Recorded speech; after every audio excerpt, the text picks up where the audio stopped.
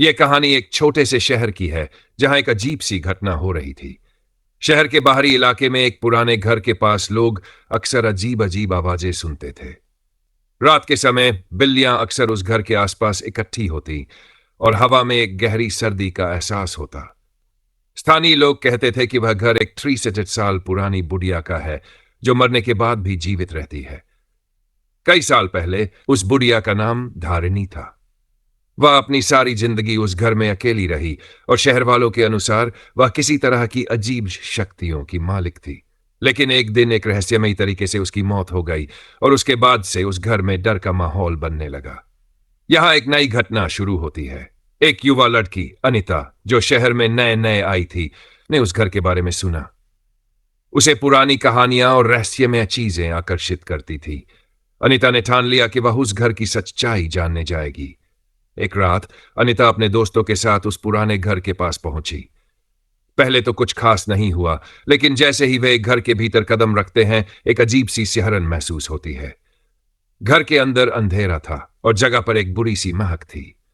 अनिता ने ध्यान से देखा और देखा कि दीवारों पर घना सा खून सा कुछ चिपका हुआ था, मानो कोई बुरी ताकत वहां अपना प्रभाव छोड़ चुकी हो। तभी अचानक एक कटी फटी आवाज आई, तुम लोग यहां क्या करने आए हो? यह आवाज इतनी घनी थी कि जैसे बुढ़िया खुद बोल रही हो। अनिता और उसके दोस्त डर के मारे कांपने लगे। तभी घर के अंदर का वातावरण और भी घना हो गया। दरवाजे अचानक बंद हो गए और चारों ओर से अजीब अजीब छायाएं उठने लगीं। जैसे ही अनिता ने घर की एक पुरानी फोटो दीवार से हटाई, वहां एक कटा फटा चेहरा नजर आया। वह वही चेहरा था जिसे अनिता ने पहले कभी देखा था, वो बुढ़िया धारिणी। अचानक सब कुछ शांत हो गया और एक और डरावनी आवाज गूंजने लगी। बुढ़िया ने अनिता को अपनी ओर खींचा और कहा, तुमने इस घर को नहीं छोड़ा तो तुम्हारा भविष्य यही होगा। अनिता और उसके दोस्तों को समझ में आ गया कि वह बुढ़िया केवल एक भूत नहीं थी, बल्कि किसी सदी पुरानी आत्मा का प्रतिबिंब थी जो कभी भी अपनी पीड़ा को भूल नहीं पाई। कहानी का अंत हुआ और अनिता ने उस घर को छोड़ने का निर्णय लिया।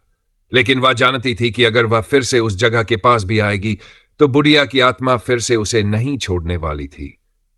यह डर और सस्पेंस भरी कहानी एक चेतावनी देती है कि कभी भी पुरानी जगहों पर घुसने से पहले सोचना चाहिए, क्योंकि कभी कभी जो हम समझते हैं वह उतना आसान नहीं होता। अनिता और उसके दोस्तों ने बड़े डर के साथ घर से बाहर निकलने की कोशिश की।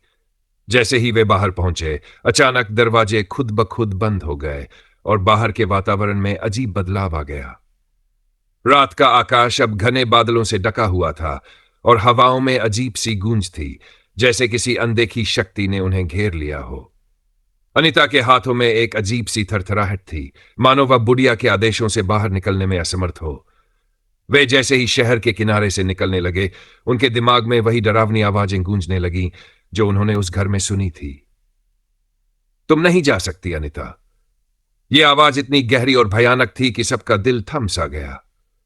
अनिता रुक गई और वह आवाज फिर से सुनाई दी, इस बार उसके सिर के पास से, जैसे कोई उसके कान में फुसफुसा रहा हो। क्या तुम समझती हो कि तुम बच सकती हो? वह आवाज और भी डरावनी हो गई। अनिता का दिल जोर जोर से धड़क रहा था और उसके कदम रुकने लगे। तभी एक और घना अंधेरा उसके सामने उभरा और अचानक एक साया प्रकट हुआ। वह साया बहुत ही कटा-फटा और डरावना था। जैसे ही अनिता ने उसे देखा, वह साया धीरे धीरे आकार लेने लगा और बुढ़िया की पूरी रूपरेखा सामने आई।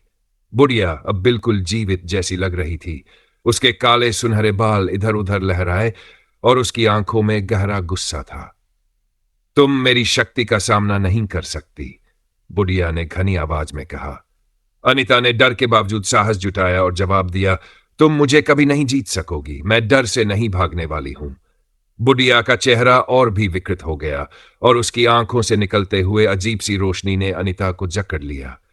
अनिता की आंखों के सामने एक अजीब सी दुनिया घूमने लगी, जिसमें वह खुद को एक सदी पुरानी अवस्था में देख रही थी, जहां बुढ़िया एक जबरदस्त शक्तिशाली महिला के रूप में दिख रही थी और उसकी शक्ति पूरी तरह से अनिता के ऊपर काबू पा चुकी थी। तभी अचानक अनिता को एहसास हुआ कि यह सिर्फ एक ख्वानिया नहीं थी। बुढ़िया की आत्मा सच में उसे अपने पास खींचने के लिए हर बार नए नए तरीकों से प्रयास कर रही थी। यह एक जाल था जिसे उसने बड़ी चतुराई से बुना था। अब अनिता ने अपनी सारी हिम्मत जुटाई और एक गहरी सांस लेकर कहा, मैंने तुम्हारे जाल को पहचान लिया है। मैं तुम्हारी शक्ति को नष्ट कर दूंगी। और तभी उसकी आंखों से तेज रोशनी निकलने लगी, जो बुढ़िया की आत्मा के करीब जाकर धमाके की आवाज के साथ समाप्त हो गई। अचानक चारों ओर एक गहरी शांति छा गई।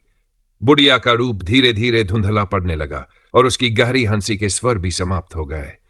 अनीता ने महसूस किया कि वह बुढ़िया की शक्ति को मात दे चुकी थी, लेकिन उसे पता था कि यह लड़ाई खत्म नहीं हुई थी। तुमने इस बार जीत लिया। बुढ़िया की आवाज धुंधली हो गई। लेकिन याद रखना, कभी न कभी मैं फिर से आऊंगी। और फिर जैसे वह पूरी तरह से गायब हो गई हो, उस जगह पर कुछ नहीं बचा। लेकिन अनीता जानती थी कि अब वह अकेले नहीं थी।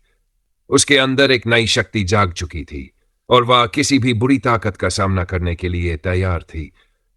अब उसे डर नहीं था, क्योंकि उसने 63 साल पुरानी बुढ़िया को परास्त कर दिया था। जैसे ही बुढ़िया की आवाज पूरी तरह से गायब हो गई, अनीता को ऐसा महसूस हुआ कि उसका दिल अब भारी नहीं था। चारों ओर की हवाएं धीरे धीरे शांत हो गई और अंधेरा भी हल्का पड़ने लगा। लेकिन वह जानती थी कि इस लड़ाई की असली जीत अभी बाकी थी। बुढ़िया की आत्मा पूरी तरह से नहीं गई थी। उसका एक हिस्सा कहीं न कहीं अब भी उसकी ओर देख रहा था, इंतजार कर रहा था। अगली सुबह अनीता ने अपने दोस्तों को इकट्ठा किया और उन्हें घर में हुई अजीब घटनाओं के बारे में बताया। सभी डर और चिंता के बावजूद उन्होंने एक साथ तय किया कि उन्हें अब इस रहस्य का समाधान खोजना होगा, ताकि शहर फिर से सुरक्षित हो सके। अनीता को पूरा यकीन था कि बुढ़िया की आत्मा केवल उसी घर तक सीमित नहीं थी। वह एक काली शक्ति थी जो कभी ना कभी फिर से उभर सकती थी। सभी ने एक धार्मिक गुरु से मदद लेने का फैसला किया। गुरु ने उन्हें बताया कि बुढ़िया की आत्मा ने अपनी ताकत बढ़ाने के लिए कुछ पुरानी काली विद्या सीखी थी। वह एक तरह से तंत्र मंत्र से जुड़ी हुई आत्मा थी और उस घर में उसकी शक्ति का भंडार था।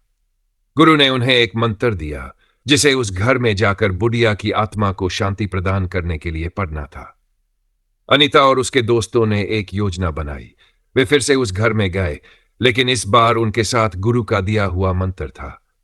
जैसे ही उन्होंने घर में कदम रखा, एक बार फिर से उस डरावने साये का एहसास हुआ और चारों ओर घना अंधेरा छा गया।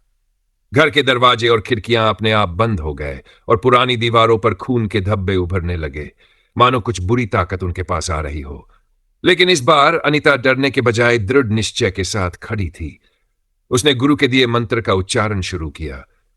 जैसे ही मंत्र की ध्वनि घर के अंदर गूंजने लगी, एक जबरदस्त ताकत ने उसे घेर लिया। अचानक बुढ़िया का चेहरा सामने दिखाई दिया, लेकिन अब उसकी आंखों में एक डर और घबराहट थी। वह जानती थी कि इस बार अनीता उसके खिलाफ खड़ी थी। तुम समझ नहीं सकती मैं कितनी ताकतवर हूं। बुढ़िया की आवाज में अब घबराहट थी, लेकिन अनीता ने जवाब दिया, तुम्हारी शक्ति अब खत्म हो चुकी है। मंत्र की ध्वनि और भी तेज हो गई और एक तेज रोशनी ने बुढ़िया की आत्मा को घेर लिया। बुढ़िया की चीखें और दर्दनाक आवाजें गूंजने लगी, लेकिन अब अनीता ने पूरी ताकत से मंत्र पढ़ना जारी रखा। कुछ ही देर में बुढ़िया की आत्मा पूरी तरह से गायब हो गई। घर में छाया हुआ अंधेरा और डर अब गायब हो चुका था और चारों ओर शांति का वातावरण था। लेकिन अनीता को एहसास हुआ कि इस जीत के बाद भी उसे अपनी पूरी शक्ति को पहचानने की जरूरत थी। अब वह केवल एक लड़की नहीं थी, बल्कि एक ऐसी व्यक्ति थी जिसने 63 साल पुरानी काली शक्ति को हराया था। वह जानती थी कि बुढ़िया की आत्मा अब शांत हो गई थी, लेकिन इस प्रकार के रहस्यमय घटनाएं कभी खत्म नहीं होती। वह तैयार थी, क्योंकि उसे अब हर चुनौती का सामना करना था।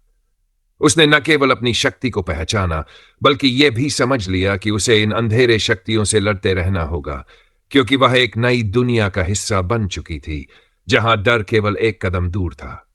और इस प्रकार 63 साल पुरानी बुढ़िया की कहानी खत्म हुई, लेकिन अनीता की यात्रा अब बस शुरू हुई थी।